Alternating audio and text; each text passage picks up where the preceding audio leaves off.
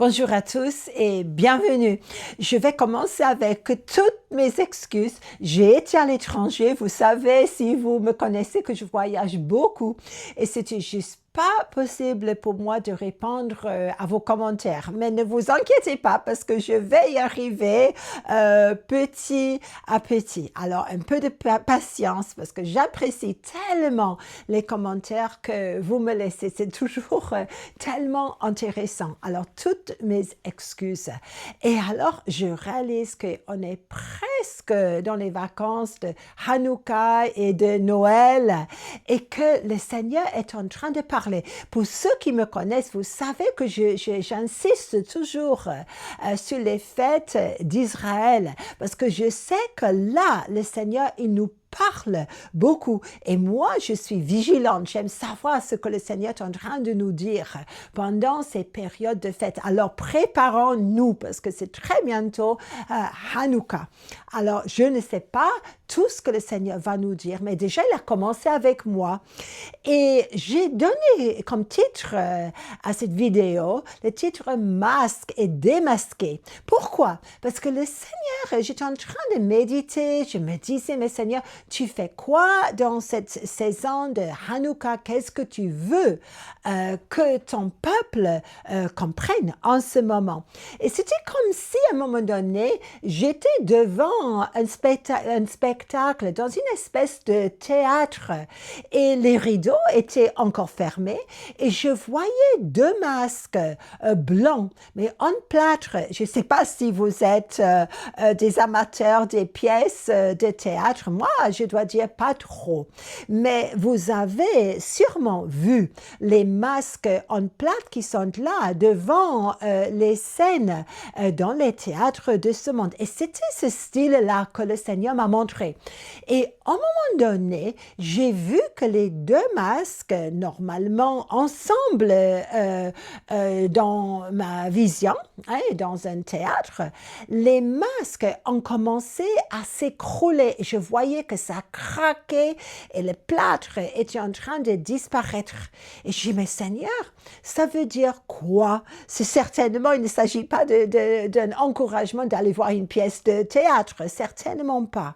Et le Seigneur, il m'a dit quelque chose il va commencer par son corps, par son épouse. Et il m'a dit, pour le moment, il a dit, tout endroit dur et endurci en moi, surtout dans ma pensée, dans mon cœur, tout endroit où je ne suis pas complètement soumis à la Seigneurie de Jésus-Christ, ça va s'écrouler dans cette saison. Et que, comme si chaque genou doit plier devant la Seigneurie de Jésus-Christ. Et dans cette saison, chaque partie de mon âme qui n'est pas encore en soumission totale devant la Seigneurie de Jésus-Christ. Je dis, mais Seigneur, sûrement pas. Mais il a beaucoup insisté. Et j'ai fait une petite recherche sur les masques parce que ça m'intéresse énormément. Mais si, toi aussi, imagine un masque, une balle masquée, peut-être des clowns, tout ce que tu veux. Mais en effet, le masque déguise ton identité véritable. Toi, le vrai toi, n'est pas visible et tu empêches les gens de regarder dans ton âme. Et il est fatigant, n'est-ce pas, de vraiment de continuer comme ça, parce qu'il faut un effort pour entretenir le masque.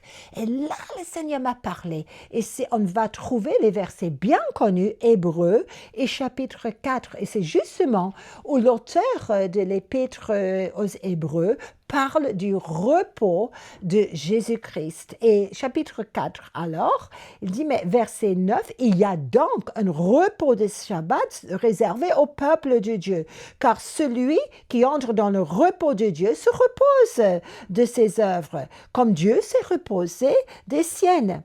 Efforçons-nous donc d'entrer dans ce repos afin que personne ne tombe en donnant le même exemple de désobéissance. Car la parole de Dieu est vivante et efficace, plus tranchante qu'une épée quelconque à deux tranchants, pénétrante jusqu'à partager âme et esprit, jointure et moelle. Elle juge les sentiments et les pensées du cœur. Nulle créature n'est cachée devant lui, mais tout est à nu et à découvert aux yeux de celui à qui nous devons rendre compte.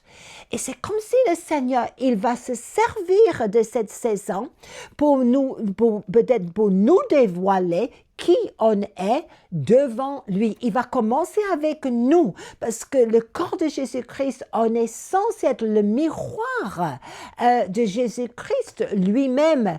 On est le miroir par lequel le monde voit qui est Jésus-Christ. Et ceci, nous, on se cache derrière nos masques. Et quelle espérance y en a-t-il pour le monde? C'est ça que je réalise de plus en plus.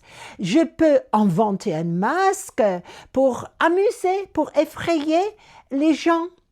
Je peux faire semblant d'être quelqu'un que je ne suis pas, soit comique ou horrifiante. Le masque cache mon visage et l'expression de mon visage. Ça peut cacher mes sentiments véritables. Il y a des religions, quand j'ai été en Afrique, je sais que les masques sont beaucoup utilisés parce que le masque, c'est quelque chose de franchement très spirituel. Et ça peut être la personnification d'une présence ancestrale pour eux, ou un esprit, un démon quelconque. Et il y a des religions où ils pensent que le masque possède le pouvoir pour communiquer dans le royaume spirituel. Ils n'ont pas tort, ces religions-là, sauf que c'est malmené, on le sait. Mais le masque, ton masque que tu inventes, peut te protéger des infections. Vous vous souvenez bien sûr comme moi de la saison de Covid, malgré le fait que le Seigneur venait de m'expliquer que lui, il préparait un peuple qui allait être ses pourparlers. Très peu de temps après la révélation de cette parole, tout le monde était masqué. Il était difficile, n'est-ce pas, de voir les sentiments, de voir le sourire derrière les masques des autres personnes. Ou vous imaginez le masque d'un acteur qui est sur l'estrade, peut-être pas de masque physique, mais l'acteur qui fait tout pour jouer un rôle, pour prendre en lui-même le caractère, la personnalité d'une autre personne. Ça peut être dangereux pour les acteurs s'ils ne savent pas où est la différence entre la personne véritable et la personnalité de la personne qu'ils essayent de montrer à son public.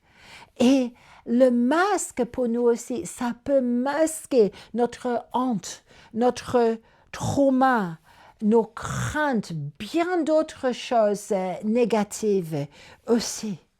Mais le toi véritable, la véritable personne n'est pas visible. Ça crée comme une division et pas la bonne.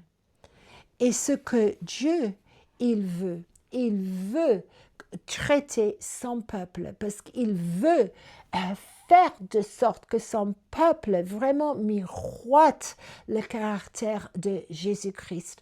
Au lieu de montrer un masque de perfection, un masque où je crains que les gens puissent découvrir qui je suis en vrai. La bonne nouvelle, c'est que Dieu, il le sait déjà. Il commence avec son peuple. Et je sais qu'il y a eu des choses vraiment dévoilées, des scandales, même dans le corps de Jésus-Christ, quand la vérité a été dévoilée de manière terrible et ça fait souffrir tellement de gens. Il commence avec nous. Mais c'est pas pour te détruire forcément. C'est pour que tu puisses guérir, que tu puisses avoir cette face à face de plus en plus avec ton Seigneur, qui sait exactement qui tu es. Ça semble basique, mais c'est loin d'être basique. Je remarque dans toutes les nations où je voyage, c'est loin d'être basique. Et le Seigneur, il ne craint pas là où tu n'es pas parfait. Il ne craint pas tout ce que tu n'es pas encore. Lui, il voit le cœur. Il voit le désir d'être le miroir ici-bas de son caractère pour que le monde puisse nous reconnaître. Et vous imaginez un jour, ça m'effraie, je suis très très franche, que la pensée est transparente dans le ciel. Les gens qui ont visité le ciel disent que la pensée, tout ce que tu penses déjà, tout le monde le sait déjà. Ça me terrifie en ce moment, mais c'est là où il faut se diriger. Et je vois aussi que l'autre côté, s'il y a des endroits en moi, si la honte, la crainte, etc., ne veut pas plier le genou devant la Seigneurie de Jésus-Christ, les séquelles risquent d'être assez drastiques, disons, dans cette saison. Jésus sait, probablement les autres le savent aussi, mais il faut que tu sois vrai avec toi-même. Et je vois que par conséquence, ça va vraiment influencer le monde qui ne connaît pas Jésus-Christ. Nous, on est le miroir. Hein? Et puis, ça va influencer nos gouvernements ou nos nations, où ils essayent de se cacher, de faire belle figure devant les autres nations. Croyez-moi, ça va exploser cette année, comme les deux masques blancs en plâtre qui s'explosent parce que c'est juste en plâtre. C'est pas la vérité. Et Seigneur, je prie pour chaque personne qui écoute cette vidéo, qu'on puisse être vrai dans cette saison. On est presque dans la saison de Hanouka. Et Noël pour ceux qui aiment fêter Noël aussi avec. Et le Seigneur est en train de dire, mais chaque partie en toi où il y a de l'endurcissement, peut-être à cause des traumas, à cause des blessures, où je ne veux pas montrer aux gens qui je suis, ça doit plier le genou devant la Seigneurie de Jésus, qui ne va pas te blesser, qui va te pardonner, qui va te montrer qui tu es devant lui, dans quel but tu as été expédié ici-bas pour le servir. Et vous savez quoi? Cette vie, c'est juste un entraînement pour régner finalement en nous avec lui après. Hein? C'est juste un entraînement et mieux accepter aujourd'hui de plier le genou, de dire, OK Seigneur, je te permets de percer mes masques, probablement pluriels. Et c'est pour tout le monde, pour les apôtres, les prophètes, les chrétiens, quand je dis ordinaire, il n'y a pas de chrétiens ordinaires, mais le monde a besoin de voir la face de Jésus à travers toi. Ça va vraiment valoir la peine de le faire, de te soumettre à ce boulot, ce travail tellement énorme, tellement gentil.